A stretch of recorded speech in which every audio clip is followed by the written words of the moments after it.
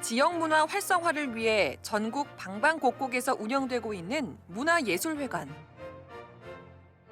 문화예술회관은 보다 많은 사람들이 문화와 예술을 접하고 소통할 수 있도록 돕고 있지만 일부 지역은 여전히 문화 사각지대에 놓여 있습니다. 여기에 코로나19로 문화예술계가 직격탄을 맞으면서 지역 간 문화 격차가 점점 심화하고 있는 상황인데요. 전국 방방곡곡 차별 없이 문화를 즐길 수 있도록 문화예술이 활성화되려면 어떻게 해야 할까요? 이승정 한국문화예술회관 연합회 회장과 함께 이야기 나눠봅니다. 정화영 아나운서, 네. 이 예술의 전당, 국립극장, 세종문화회관 이 세 곳의 공통점이 뭔지 아십니까? 서울에 있는 대표적인 예술회관을 말씀하신 것 같은데요. 예, 정답인데 네. 저한테는 또 다른 공통점이 있습니다. 어떤 공통? 최근 2년 동안 가본 적이 없어요. 저도 그런 것 같습니다. 예. 네, 맞아요. 네. 네, 사실 이 코로나19 사태 이후에 문화예술인들의 삶이 상당히 팍팍해졌다라는 이야기 많이 나오고 있습니다. 대면 문화예술 행사가 중단되면서 많은 문화예술회관들 또한 어려움을 겪고 있습니다. 맞습니다. 다행히도 이달 초부터 위드 코로나 조치가 시행이 되면서 앞으로 문화예술계도 활기를 띨 것으로 예상이 되는데요. 오늘은 한국문화예술회관 연합회 이승정 회장님과 함께 이야기 나눠보도록 하겠습니다. 회장님 어서 오세요. 어서 오십시오. 반갑습니다. 네, 반갑습니다. 네. 한국문화예술회관 연합회 이름을 봤었을 때는 이 문화예술회관들의 어떤 모임이다 이런 생각도 드는데 정확하게 어떤 역할을 하는 곳인가요? 저희 국학화는 국민의 문화 향유를 위해서 네, 지역을 구분하지 않고 공연, 네. 전시, 교육 사업 등 다양한 사업들을 지원하는 기관입니다. 국가가 운영하는 예술의 전당, 네, 국립극장, 음, 또 광역 지자체에서 운영하는 세종문화회관, 네. 강주문화예술회관, 부산문화예술회관이 있고요. 지역 자치단체에서 운영하는 순천문화예술회관, 춘천문화예술회관 이런 곳을 교육하고 네. 우리나라에는 국가가 운영하는 국립단체들이 있습니다. 예. 예를 들자면 국립오페라단, 국립발레단 등 이런 국가에서 운영하고 지자체에서 운영하는 단체들과 네. 대한민국에는 그 민간 단체들이 수천 개가 있습니다. 그래서 이런 곳에 우수한 공연들을 네. 저희들이 선정해서 어허. 저희들이 공연 플랫폼을 만들어서 이걸 저희 그 기관의 홈페이지에 올리면은 지역에 이제 그 기관에 있는 문화회관들에서 네. 지역 주민들을 위한 공연 다양한 공연들을 맞게끔 선정해서 저희들과 국가 예산과 지자체 예산이 매칭해서 이렇게 공연이 이루어지는 그러니까 한마디로 우리나라에는 지금 수도권에 너무 편중되어 있잖아요. 예, 다른 그렇죠. 산업들뿐만 아니라 예술 산업도 그렇습니다. 그래서 지역에도 국민들께도 문화 향유를 할 수 있도록 노력하는 저희 기관입니다. 전국의 문예회관이 뭐 이제 지역마다 해서 각기 다 다른 목적으로 뭐 다양하게 좀 운영이 되고 있는 거죠? 네, 어떻게 네. 운영이 되고 있나요? 저희들은 지자체마다 스토리가 다르고 또 역량이 다르고 역할이 다릅니다. 예를 들자면 서울에 있는 큰 공연장에는 네. 또 경기도에 있는 큰 수도권에 있는 공연장에는 수백 명이 근무하기도 하고요. 네. 또 어떤 곳은 그 오로지 문화시설이라고는 문예회관밖에 없는 곳도 있습니다. 예. 그런데 더 불행한 것은 문예회관조차도 없는 지자체도 있습니다. 아, 실제로 있어요, 지금. 네네네. 지역 그 문화 향유에 중요한 문제가 되고요. 또 지역에도 예술가들이 살지 않습니까? 그렇죠. 예술가들은 그런 곳에서 창 제작하고 예술 활동을 해야 되는데 이런 거점 공간이 있기 때문에 아하. 지역에 그 요즘에 그 사람들이 다 서울로 오는데 뭐 저희들이 봤을 때 문화에 관련된 부분도 있고 의료, 교육에 있는데 문화도 굉장히 문화예술도 비중을 차지한다고 생각합니다. 문화회관이요. 좀 어려움을 많이 겪는 그런 모습을 좀 보셨을 것 같은데요, 회장님께서. 정말 그 군 단위 인구도 적은데도 잘하고 있는 것도 있지만 예. 오늘 제가 말씀드리고 싶은 것은 제가 그 선출직으로 회장이 당선되다 보니까 선거 기간 동안에 전국에 있는 문예관에 방문해서 뭐 제가 철학도 말씀드리고 해야 되지 않겠습니까? 그런데 어느 문예관을 갔는데 네. 문이 다 잠겨 있어요. 어.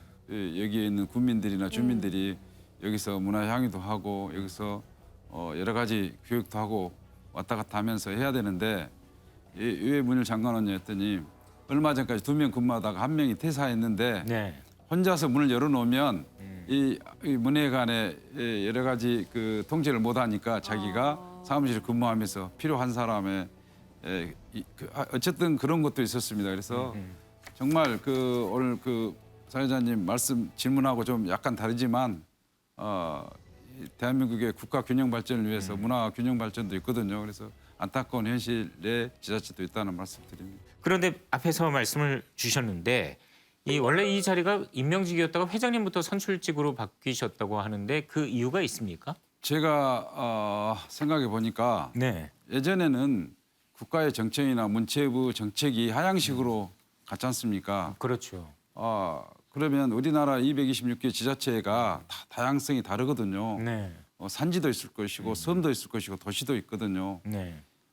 이러한 것들이 반영이 안 되다 보니 회원들에게 자율성을 좀 또 우리 한문연의 정체성을 살리고자 직선제를 만들었던 것 같습니다. 네. 그래서 제가 공교롭게도 첫 출마해서 선출되게 되었습니다. 선출되신 지 얼마 후에 바로 이제 코로나19가 사실 터지면서 문화예술 길도 사실 막혔던 게 사실이거든요. 연합회 측에서 이제 중점적으로 추진하시는 사업들도 좀 많이 어려움을 겪지 않았을까 하는 생각이 드는데 그동안 좀 어떠셨습니까?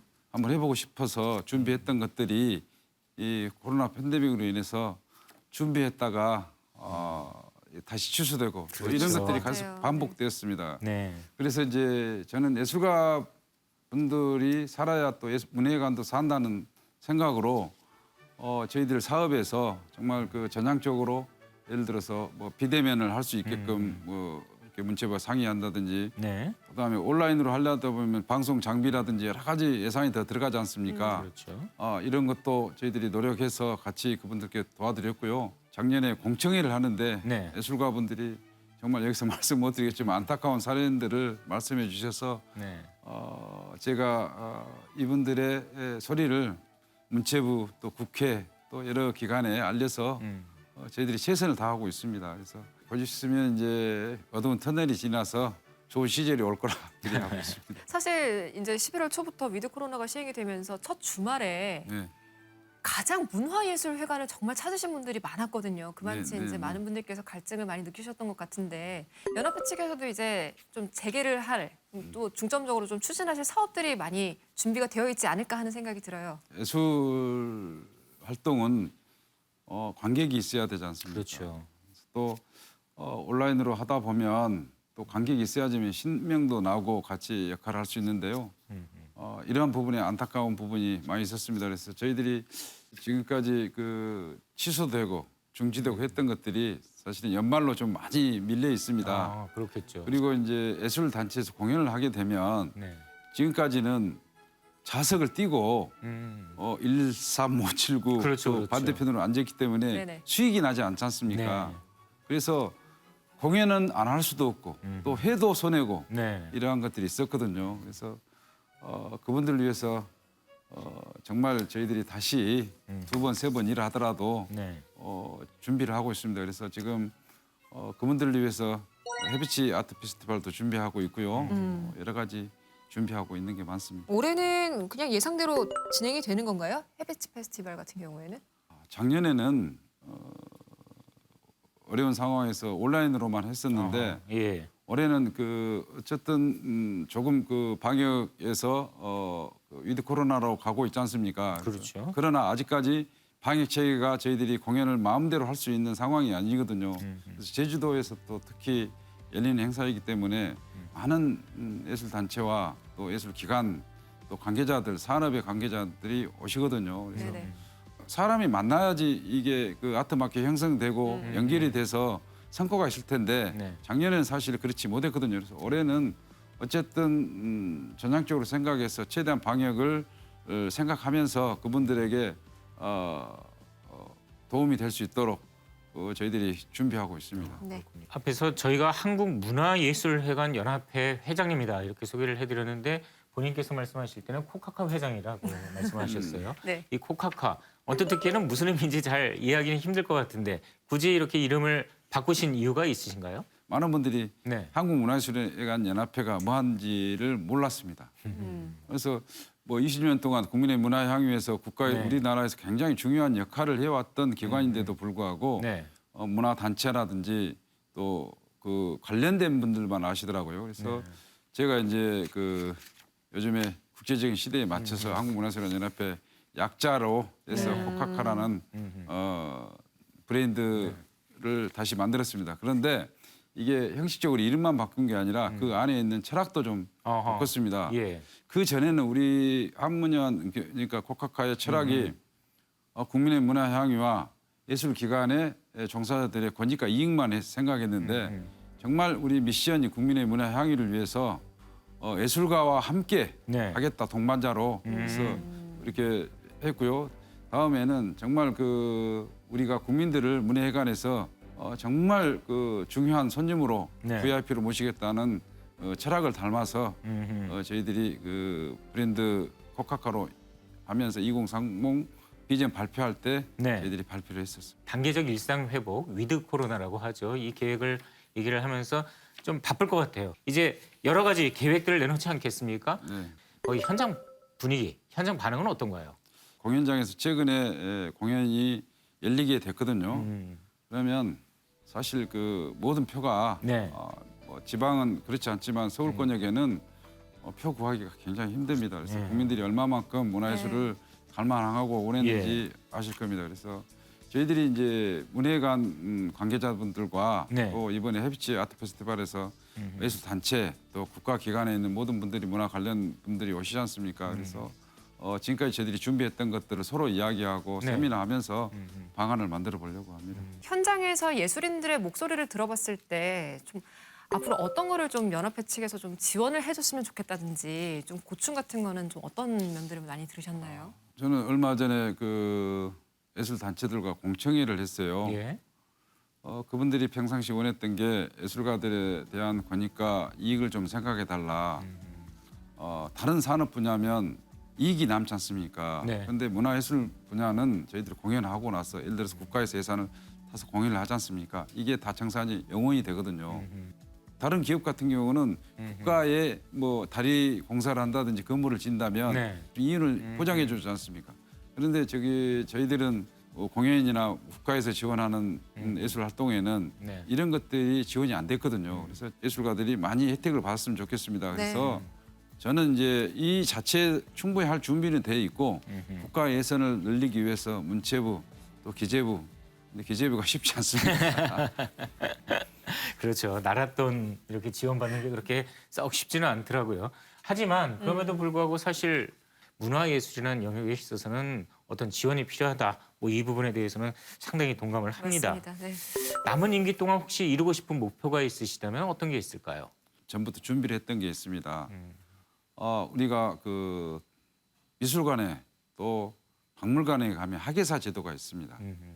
그다음에 도서관에 가면 사서직들이 있습니다. 그렇죠. 그래서 저희 문예관에서는 문예관 전문 인력 제도가 없습니다. 아직까지는. 네. 그래서 가칭 문예관 전문 인력 제도를 만들려고 하는데 이것도 법적으로나 쉽지 않습니다. 아하. 왜 제가 이런 것들을 만들어야 되냐면 지금 그 우리나라 전국 문예관 중에 30% 정도는 민간 네. 전문가들이 운영하는 곳이 있고요. 어허. 한 70% 정도는 공무원들이 운영하는 곳이 있습니다. 예. 근데 공무원들의 또 훌륭하게 잘하신 분들이 많습니다. 그러나 문제점은 뭐냐면 2년마다 또 1년마다 순환 보직이기 때문에 네. 항상 이 문화예술에 모르신 분들이 새로 오거든요. 그래서 정말 그 앞으로 이런 법제화 문예회관을 운영하려면 전문 인력이 필요하다. 법제화해서 그분들도 보장을 받고 예. 또 우수한 인력이 와서 국민의 문화 서비스에 일임할 수 있도록 저희가 이 부분은 꼭 마무리하고 싶습니다. 이 드라마 오징어 게임이 세계를 휩쓸면서 지금 다시 한번 대한민국을 세계에 각인을 시키고 있습니다.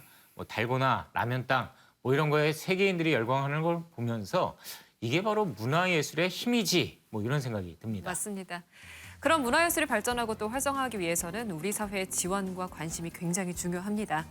문화 강국 대한민국이 될 수 있도록 계속해서 문화예술 저변 확대에 힘써주시기를 부탁드리겠습니다.